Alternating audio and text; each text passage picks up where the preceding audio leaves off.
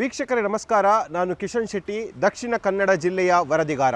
ವೀಕ್ಷಕರೇ, ದಕ್ಷಿಣ ಕನ್ನಡ ಜಿಲ್ಲೆಯ ಹಲವು ದೇವಸ್ಥಾನಗಳಿಗೆ ಬ್ರಹ್ಮ ಕಲಶೋತ್ಸವ ಆಗುತ್ತೆ. ಆದರೆ ಈ ಎಲ್ಲ ಬ್ರಹ್ಮ ಕಲಶೋತ್ಸವದ ನಡುವೆ ಒಂದು ಮಾದರಿ ಬ್ರಹ್ಮ ಕಲಶೋತ್ಸವ ದಕ್ಷಿಣ ಕನ್ನಡ ಜಿಲ್ಲೆಯ ಬೆಳ್ತಂಗಡಿ ತಾಲೂಕಿನ ಉಜಿರೆಯಲ್ಲಿ ಆಗ್ತಾ ಇದೆ. ಯಾಕೆ ಮಾದರಿ ಅಂತ ಹೇಳಿದರೆ, ಹತ್ತೂರಿನ ಜನರು ಬಹಳ ಸಂಭ್ರಮದಿಂದ ಉಜಿರೆಯ ಜನಾರ್ದನ ಸ್ವಾಮಿ ದೇವಸ್ಥಾನದ ಬ್ರಹ್ಮಕಲಶದಲ್ಲಿ ಭಾಗವಹಿಸ್ತಾ ಇದ್ದಾರೆ. ಕೇವಲ ಹಿಂದೂಗಳು ಮಾತ್ರ ಅಲ್ಲ, ಮುಸ್ಲಿಮರಾಗಿರ್ಬೋದು, ಕ್ರೈಸ್ತರ ಆದಿಯಾಗಿ ಸರ್ವ ಧರ್ಮೀಯರು ಅಲ್ಲಿ ಹೊರೆ ಕಾಣಿಕೆಯನ್ನು ನೀಡಿದ್ದಾರೆ, ಅಲ್ಲಿ ಶ್ರಮದಾನವನ್ನು ಮಾಡಿದ್ದಾರೆ. ಜನಾರ್ದನ ಸ್ವಾಮಿಯ ಭವ್ಯ ವೈಭವದ ಬ್ರಹ್ಮ ಕಲಶೋತ್ಸವದಲ್ಲಿ ಸ್ವಯಂ ಸೇವಕರಾಗಿ ದುಡಿದಿದ್ದಾರೆ. ಈಗಾಗಲೇ ಅಲ್ಲಿ ಬ್ರಹ್ಮ ಕಲಶೋತ್ಸವದ ವೈಭವ ಆಗ್ತಾ ಇದೆ. ರಾತ್ರಿ ವಿದ್ಯುತ್ ದೀಪಗಳಿಂದ ಉಜಿರೆ ಪೇಟೆ ಜಗಮಗಿಸ್ತಾ ಇದೆ. ಒಂದು ಕಡೆ ದೇವರ ಆರಾಧನೆ ನಿತ್ಯ ನಿರಂತರವಾಗಿ ಆಗ್ತಾ ಇದ್ರೆ, ಇನ್ನೊಂದು ಕಡೆ ಬಂದಂಥ ಲಕ್ಷಾಂತರ ಜನರ ಉದರವನ್ನು ತಣಿಸುವಂಥ ಕೆಲಸಗಳು ಆಗ್ತಾ ಇದೆ.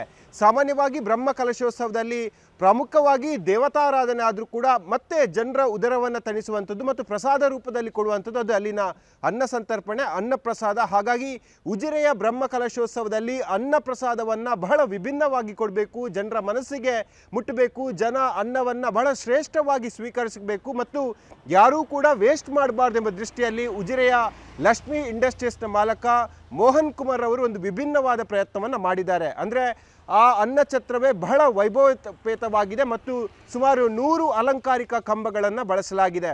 ಕಾಂತಾರ ಚಿತ್ರದಲ್ಲಿ ಯಾವ ರೀತಿಯಾಗಿ ಸೆಟ್ಟನ್ನು ನೋಡ್ತೀವೋ ಅದೇ ಸೆಟ್ಟನ್ನು ಈಗ ಅನ್ನಛತ್ರಕ್ಕೆ ಮಾಡಿರುವಂಥದ್ದು. ಹೊರಭಾಗದಲ್ಲಿ ನೋಡಬೇಕಾದ್ರೆ ಭವ್ಯವಾದ ರಾಮ ಮಂದಿರದ ರೀತಿಯಲ್ಲಿ ಅಲ್ಲಿ ಅಲಂಕಾರವನ್ನು ಮಾಡಲಾಗಿದೆ. ಒಳಭಾಗದಲ್ಲಿ ಸುಮಾರು 100ಕ್ಕೂ ಹೆಚ್ಚು, ಅಂದರೆ ಯಾವ ರೀತಿಯಾಗಿ ಅರಮನೆಯ ದರ್ಬಾರ್ ಹಾಲನ್ನು ನಾವು ಗಮನಿಸ್ತೀವಿ, ಅಂದರೆ ಅರಮನೆಯ ಒಳಭಾಗದಲ್ಲಿ ಯಾವ ರೀತಿಯಾಗಿ ಕಂಬಗಳಿರುತ್ತೋ ಅದೇ ಮಾದರಿಯಲ್ಲಿ ಇಲ್ಲಿ ಕಂಬಗಳನ್ನು ಹಾಕಲಾಗಿದೆ. ಅನ್ನಛತ್ರದ ಪ್ರಮುಖ ಮಧ್ಯ ಕೇಂದ್ರದಲ್ಲಿ ಒಂದು ಗರ್ಭಗುಡಿಯನ್ನು ನಿರ್ಮಾಣ ಮಾಡಲಾಗಿದೆ. ಇದು ಕೃತಕವಾದ ಗರ್ಭಗುಡಿ. ಅಲ್ಲಿ ಅನ್ನಪೂರ್ಣೇಶ್ವರಿ ದೇವಿ ಕೂಡ ಇದ್ದಾಳೆ ಮತ್ತು ಸುತ್ತಲೂ ಆ ಅನ್ನಪೂರ್ಣೆಯನ್ನು ಜಪಿಸುವಂಥ ಮಂತ್ರಘೋಷಗಳು ಕೂಡ ಆಗತ್ತೆ. ಅಂದರೆ ಲಕ್ಷ್ಮಿ ಇಲ್ಲಿ ಮೋಹನ್ ಕುಮಾರ್ ಅವರ ಒಂದು ವಿಭಿನ್ನವಾದ ಪರಿಕಲ್ಪನೆ ಏನಂದರೆ, ಇದು ಒಳಗೆ ಬರುವಾಗ ದೇವರ ಪ್ರಸಾದವನ್ನು ಸ್ವೀಕಾರ ಮಾಡ್ತೀವಿ ಮನೋಭಾವನೆಯಲ್ಲಿ ಭಕ್ತರು ಬರಬೇಕು ಮತ್ತು ಯಾರೂ ಕೂಡ ಅನ್ನವನ್ನು ಚೆಲ್ಲಬಾರ್ದು, ಎಷ್ಟು ಬೇಕೋ ಅಷ್ಟೇ ಸ್ವೀಕಾರ ಮಾಡಬೇಕು, ಜೊತೆಗೆ ಅನ್ನವನ್ನು ಸಾಕ್ಷಾತ್ ಅನ್ನಪೂರ್ಣೆಯಾಗಿ ಗಮನಿಸಬೇಕೆಂಬ ದಿವ್ಯವಾದ ಒಂದು ಸಂಕಲ್ಪವನ್ನು ಇಟ್ಕೊಂಡು ಈ ರೀತಿಯಾಗಿ ಅವರು ವ್ಯವಸ್ಥೆಯನ್ನು ಮಾಡಿರುವಂಥದ್ದು. ಹಾಗಾಗಿ ಉಜಿರೆಯ ಜನಾರ್ದನ ಸ್ವಾಮಿ ದೇವಸ್ಥಾನದಲ್ಲಿ ಸದ್ಯ ಬ್ರಹ್ಮ ಕಲಶೋತ್ಸವದ ವೈಭವ ಆಗ್ತಾ ಇದೆ. ಬರುವಂಥ ಪ್ರತಿ ಭಕ್ತರಿಗೆ ಅಲ್ಲಿ ಅನ್ನ ಸಂತರ್ಪಣೆಯ ವ್ಯವಸ್ಥೆಯನ್ನು ಮಾಡಲಾಗಿದೆ. ಆ ಭವ್ಯವಾದ ಚಪ್ಪರದ ಕೆಳಭಾಗದಲ್ಲಿ ಸುಮಾರು 10,000ಕ್ಕೂ ಅಧಿಕ ಭಕ್ತರು ಏಕಕಾಲದಲ್ಲಿ ಕುಳಿತು ಊಟ ಮಾಡಬಹುದಂತಹ ಮತ್ತು ಅಲ್ಲಿ ಬಫೆ ಸಿಸ್ಟಮನ್ನು ಕೂಡ ಮಾಡಲಾಗಿದೆ. ಊಟ ಮಾಡುವಂಥ ವ್ಯವಸ್ಥೆಗಳನ್ನು ಕೂಡ ಮಾಡಲಾಗಿದೆ. ಜೊತೆಗೆ ಅಲ್ಲಿ ಸ್ವಚ್ಛತೆಗೆ ಕೂಡ ಬಹಳ ಪ್ರಾಧಾನ್ಯವನ್ನು ಕೊಡಲಾಗಿದೆ. ಅಂದರೆ ರಾತ್ರಿ ವೇಳೆ ಸುಮಾರು 11:30 ಕೂಡ ನಿರಂತರವಾಗಿ ಅನ್ನದಾನ ಆಗುತ್ತೆ. ಅನ್ನದಾನ ಆದ ಬಳಿಕ ಅದನ್ನು ಶುಚಿ ಮಾಡೋಕ್ಕೆ ಇವರ ಒಂದು ಸ್ವಯಂ ಸೇವಕರ ತಂಡವು ಕೂಡ ಅಲ್ಲಿರುವಂಥದ್ದು. ಪ್ರತಿದಿನ ರಾತ್ರಿ ಅದನ್ನು ಶುಚಿ ಮಾಡುತ್ತೆ.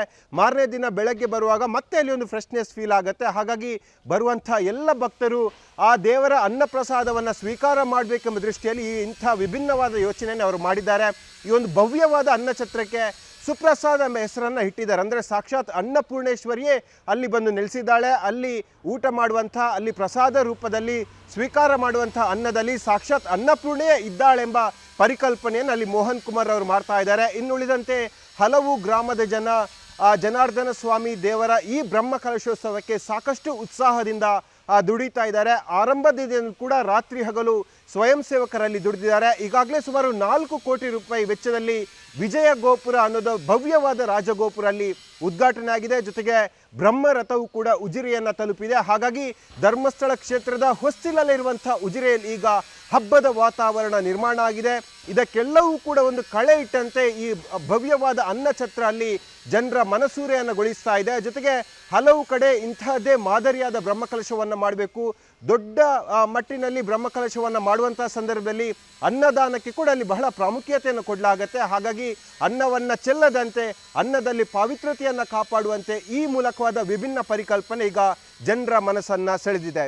ಈ ಬ್ರಹ್ಮಕಲಶಕ್ಕಿಂತ ಸುಮಾರು 1 ತಿಂಗಳ ಮುಂದೆಯೇ ಕೂಡ ನನ್ನದೊಂದು ಪರಿಕಲ್ಪನೆ ಇತ್ತುಂಟು. ಯಾಕೆಂತೇಳಿದರೆ ಬಂದಂಥ ಭಕ್ತಾದಿಗಳಿಗೆ ಒಳ್ಳೆಯ ರೀತಿಯ ಒಂದು ಅನ್ನ ಸಂತರ್ಪಣೆ ಆಗಬೇಕು.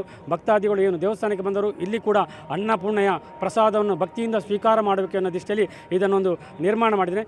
ಸುಮಾರು 300 ಫೀಟ್ ಉದ್ದ ಮತ್ತು ಸುಮಾರು 145 ಫೀಟ್ ಅಗಲದಲ್ಲಿ ಸುಮಾರು 25,000 ರಿಂದ 30,000 ಸ್ಕ್ವೇರ್ ಫೀಟ್ನ ಈ ವ್ಯವಸ್ಥೆಯಲ್ಲಿ ಅನ್ನದಾನ ನಡೀತಲೇ ಉಂಟು. ಇದಕ್ಕೆ ಸುಪ್ರಸಾದ ಭೋಜನ ಶಾಲೆ ಎನ್ನುವಂಥ ಹೆಸರನ್ನು ಕೂಡ ಇಟ್ಟಿದೆ.